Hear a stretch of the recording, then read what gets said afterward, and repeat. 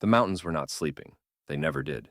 They simply waited, cold, ancient, and indifferent, beneath the weight of snow that had no memory of falling.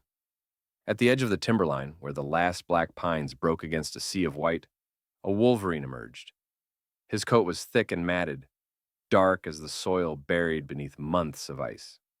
Steam rose from his body, curling through the cold like smoke from a dying fire.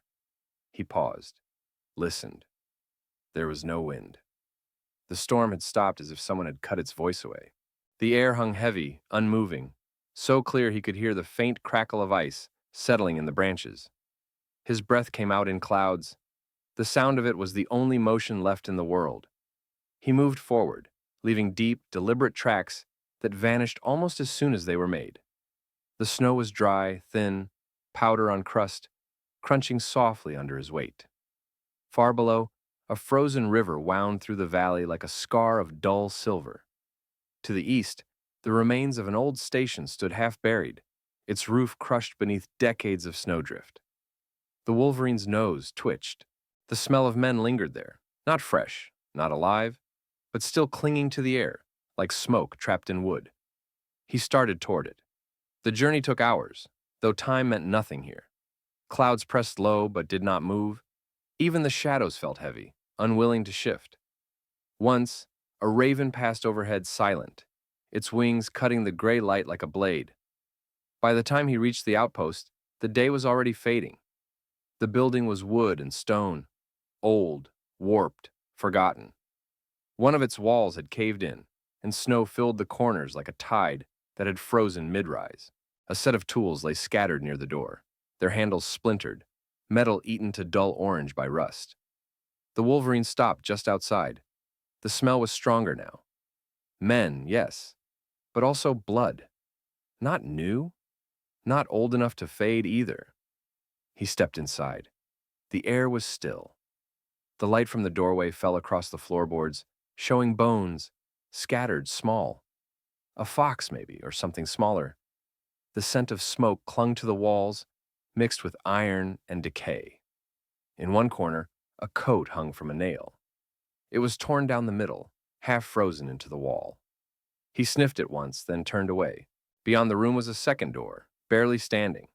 It opened onto what had once been a workshop. There, among the frost-covered tables and cracked glass jars, something caught the light. A lantern. He moved closer. It wasn't burning. It couldn't be. Yet a faint warmth pulsed from it, subtle as breath. He touched his nose to the metal. The glass fogged under his breath, and then cleared again, revealing a faint glow deep inside, a coal's heartbeat trapped in the ice. He pulled back, fur bristling. For a moment, the mountain seemed to breathe. The rafters creaked, the snow shifted. Somewhere beyond the walls, a crack echoed, ice giving way, or something heavier moving beneath it. He turned toward the sound. The wind had started again, but softly, carrying with it a whisper of something almost like speech. He stepped outside. The snow had begun to fall, fine and slow, each flake heavy with light. The air shimmered faintly. The wolverine looked up and saw the storm forming above the ridge, a wall of gray that waited but did not move. And then he saw them. Tracks. Not his, not fresh, but recent enough to keep their shape. Boot prints, human, leading from the outpost, up toward the glacier. He followed. Each step was a mark in the silence. Each breath a brief, living thing in the frozen air. The trail wound between rocks and up into the white, narrowing until the prints became shallow and strange, as if whoever made them had begun to walk lighter, almost fading. When the wind rose again, he stopped. The sound it made was wrong, low, rhythmic, almost like a heartbeat under snow. The wolverine lifted his head, sniffed the air, and growled once, deep and low. The sound echoed strangely, bouncing back as if the mountain itself had answered. He listened. Nothing. Then, somewhere in the distance, a single sound came back to him. Not an echo, not a trick of the wind, a human breath, long, ragged, alive. The wolverine crouched low, every muscle still. The storm above him trembled, holding itself in place as though afraid to move. He waited, and in that waiting, even the snow seemed to stop falling. The world held its breath. The Wolverine's eyes narrowed. His ears flicked once. Then he moved, swift, silent, into the storm that refused to begin. The trail led upward into silence that no living thing should know. It wasn't the stillness of calm, but of suspension, like time itself had paused mid-breath, unwilling to disturb what lay ahead. The Wolverine followed the human tracks across a slope of wind-packed snow. Each step cracked faintly beneath his weight and vanished in seconds, swallowed by powder that shifted without sound. The air pressed close, dense with cold, thin with life. The tracks stopped near the base of an ice wall. At first, he thought they ended there. Then he saw it, a figure half buried in snow, seated upright against the glacier. The man's coat was frozen into the ice, his face gray-blue beneath a thin crust of frost. His eyes were open. The Wolverine approached, slow and low, every instinct alert. There was no scent of fresh blood, no fear, only the dull smell of iron and cold leather. He circled once, stopping before the man's boots. One of them was untied. The laces had stiffened into lines of ice. His hands rested on his knees, palms up, as if he had been waiting for something when the mountain closed around him. The Wolverine sniffed the air again. Beneath the cold, beneath the stone and the snow, there was something else. Faint, rhythmic, familiar. A heartbeat. He froze. It wasn't loud, it wasn't steady, but it was there, slow and deep, like a drum being played far beneath the ice. It came from the glacier itself. The Wolverine's fur bristled. He stepped closer to the man and pressed his nose against the frozen coat. The fabric was cold enough to burn, but the pulse beneath it was warm, impossible. The man's lips moved, just barely. No breath escaped, no fog of air in the freezing light, but the mouth opened, closed. A whisper that had no sound. The Wolverine drew back, ears flat. The storm above him shifted, just once. A single gust that swept down and died again. The mountains had begun to breathe. He looked around. Snow fell in strange, even patterns, too deliberate to be random. The flakes moved like dust in slow water. The heartbeat grew louder. He turned back to the man. The ice around the body was changing, melting, but not from heat. The surface rippled faintly, as though the glacier itself were exhaling. Then a crack, deep and distant. The sound of something ancient shifting in the dark. The Wolverine stepped back, tail low, eyes fixed on the man's face. The pupils moved. Tiny, but real. Alive. The Wolverine growled softly, a warning or perhaps a prayer, and the sound echoed through the valley like thunder caught in a jar. The heartbeat answered. It matched him, beat for beat, growl for growl, until it seemed the mountain was repeating him, borrowing his breath. He crouched again, closer now, and stared into the frozen eyes. There was no life in their color, but behind them, something was moving, something patient, ancient, slow. A shadow beneath the surface. Then, the man's chest rose once. Only once. The faintest motion.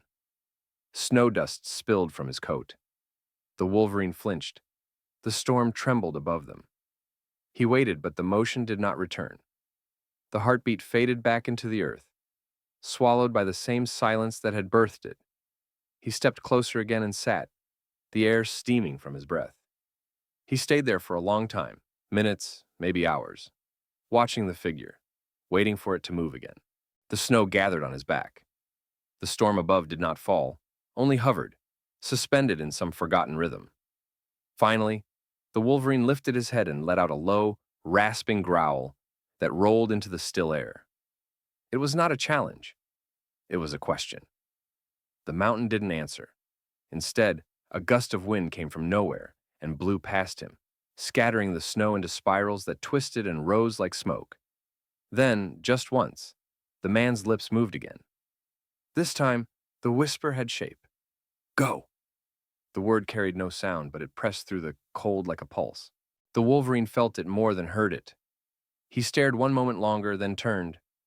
As he walked back down the slope, the storm began to move. Slowly at first, then stronger. Snow tumbling, wind roaring, all of it coming alive at once as though released from its frozen paws. The mountain exhaled. The world began again. When he reached the tree line, the Wolverine stopped and looked back. The glacier was gone behind the curtain of storm, the man hidden once more. But beneath the howl of the wind, the heartbeat continued, low, buried, steady. He could feel it in the ground. He could feel it in himself. And for the first time, the storm wasn't something to endure. It was something that breathed with him. The Wolverine turned into the wind and moved on. The storm followed, holding still only for him. By morning, the storm was gone. The snow lay smooth and untouched, stretched across the valley like a great white lung exhaling silence. The wind had died in the night, leaving behind a world that sounded hollow, as if everything living had gone deeper underground to hide. The Wolverine moved through it alone. His paws sank just enough to leave clean impressions that glimmered in the pale dawn light before filling again with drifting powder. Frost clung to the fur along his muzzle, his breath rising in slow clouds. He hadn't eaten. He hadn't slept. And yet, he wasn't weak. Something inside him pulsed steady and low, a rhythm that didn't belong to him, not entirely. It came from the mountain, from the ice, from beneath the place where the man had sat frozen, half buried in silence. The Wolverine stopped beside a ridge where the snow had split, a narrow fissure opening down into darkness. The sound came from there, faint, deep, almost like the thud of a heart. He crouched beside it, listening. The air from the gap was warm, not enough to melt the snow, but enough to make it shift and settle. Beneath it came another sound. Not the heartbeat this time, but breath. Slow, deliberate. The same rhythm he'd been carrying inside him since the storm. He leaned closer, nose nearly to the opening. His reflection shimmered faintly in the ice. Two golden eyes staring back from beneath layers of frost. Behind them, something moved. Not a shadow, not quite light, just a shimmer like a pulse trying to take form. The mountain exhaled again. The sound passed through him, through the snow, through the silence. It wasn't a warning. It was recognition. He backed away slowly, every step careful. The pulse followed. Not through the air, through him. His own heart matched it without thought, beat for beat, until he could no longer tell whether the mountain was breathing through him or he through it. The cold around him no longer bit, it hummed. He turned east, toward the tree line. The wind moved with him, soft and low, the snow whispering beneath his paws. At the edge of the forest, the pines bowed under weight they hadn't shed in months. He brushed past them, sending down a rain of powder that glittered in the early light. The silence here was not dead. It listened. A raven croaked once from a high branch, the first voice in days. The Wolverine paused beneath it, looking up. The bird tilted its head, its feathers ruffled, then gave a second call, low, almost questioning. He stared at it for a long moment. The heartbeat within him answered, faint but certain. The bird fell silent, then took flight, vanishing into the white. The sound faded, but the pulse remained. He walked until he found the stream. It was not frozen entirely. A narrow thread of dark water moved beneath thin glass. He lowered his head to drink. The reflection staring back at him wasn't the same one that had left the outpost. The eyes were darker, steadier. Behind them, the faintest shimmer of light pulsed. Deep gold, like something alive beneath the surface. He touched his nose to the water. It rippled, and for a brief instant, the reflection shifted, not to his shape, but to the outline of the man on the ice, seated, breathing. Then, it was gone. The Wolverine stepped back, fur bristling, breath visible in the cold. He looked up toward the peaks. Clouds gathered there again, gray and soft, but unmoving, as if waiting. He raised his head and growled once, not in warning, but in acknowledgement. The sound carried, low and rough, rolling up the slopes until it vanished into the white. The mountains didn't answer. They didn't need to. He already carried their voice inside him. He turned west. The sun had begun to climb, burning pale through the haze. The snow glowed faintly where he stepped, each footprint filling with light before fading again. He walked until the sound of his own heart blended with the breath of wind through the pines. And somewhere behind him, under ice and stone, a second heartbeat answered. Faint, slow, but alive. Two rhythms, one silence. The Wolverine did not look back. The mountain breathed. He breathed with it. And above them both, even the storm, waiting, patient, reverent, held still.